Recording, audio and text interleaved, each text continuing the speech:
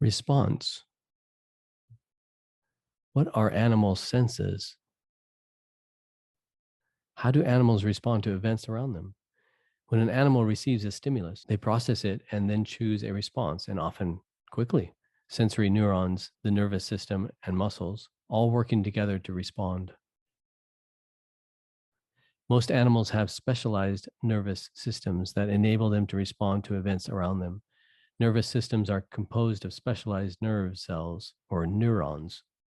Working together, neurons acquire information from their surroundings, interpret that information, and then decide what to do about it. Information in the environment that causes an organism to react is called a stimulus. Animals' ability to detect stimuli depends on the specialized cells called sensory neurons.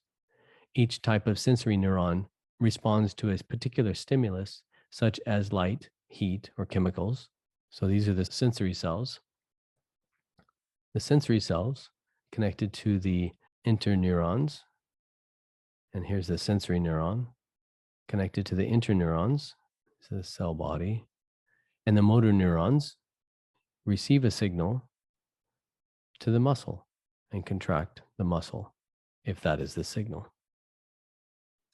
Humans share many types of sensory cells with other animals. For that reason, many animals react to stimuli that humans notice, including light, taste, odor, temperature, sound, water, gravity, and pressure. But many animals have types of sensory cells that humans lack. That's one reason why animals respond to stimuli that humans cannot detect, such as very weak electric currents or Earth's magnetic field. When sensory neurons detect a stimulus, they pass information about it to other nerves called interneurons. Interneurons process information and determine how an animal responds to stimuli. The number of interneurons an animal has and the ways those interneurons process information determines how flexible and how complex an animal's behavior can be. Some invertebrates, such as cnidarians and worms, have very few interneurons and are capable of only simple responses to stimuli.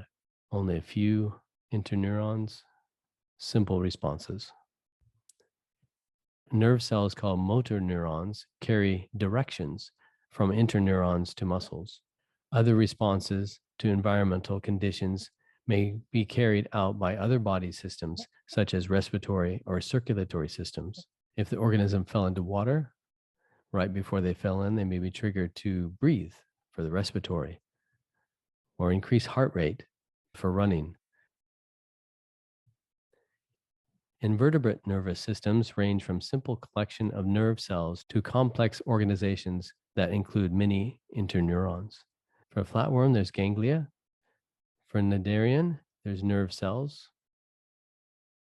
And for arthropod, there's ganglia also, and then a brain has some central control. And for mollusk, also there's a brain for central control along with ganglia. Cnidarians, such as jellyfish, have simple nervous systems called nerve nets. Nerve nets consist of neurons connected into a net-like arrangement with few specializations. Cnidarians have just a nerve net, sensory nerves, motor nerves. In other radially symmetric invertebrates, such as sea stars, some interneurons are grouped together into nerves or nerve cords that form a ring around the animal's mouth and stretch out along their arms. In still other invertebrates, a number of interneurons are grouped together into small structures called ganglia, in which interneurons connect with one another. Ganglia would connect, and the central, what we'd call the brain, where the nerves meet up. Bilaterally symmetric animals often exhibit cephalization, which is the concentration of sensory neurons and interneurons into a head. Interneurons from ganglia in several places, with the largest ganglia typically located in the head region, are called cerebral ganglia. So here's the head with cerebral ganglia close by.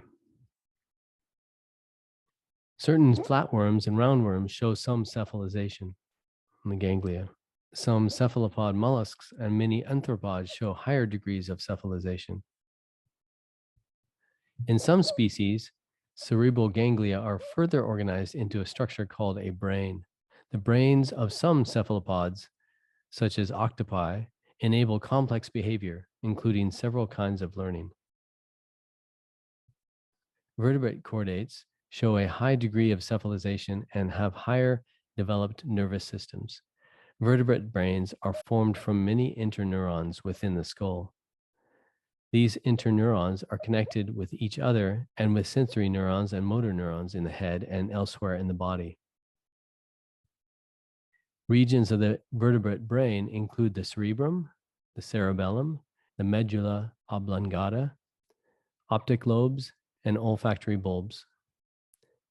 So from the front, near the nose, are the olfactory bulb in bony fish, amphibian, reptile, bird, and mammal, all on the front, olfactory bulb. The cerebrum, small and bony fish, amphibian, reptile, bird gets larger, and the mammal would have the highest processing. Optic lobe in the back,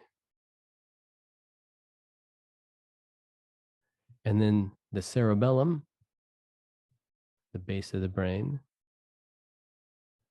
and then medulla oblongata to connect up to the spinal cord, the highway of signals to the rest of the body. The cerebrum is the thinking portion of the brain. It receives and interprets sensory information and determines a response. The cerebrum is also involved in learning, memory, and conscious thought.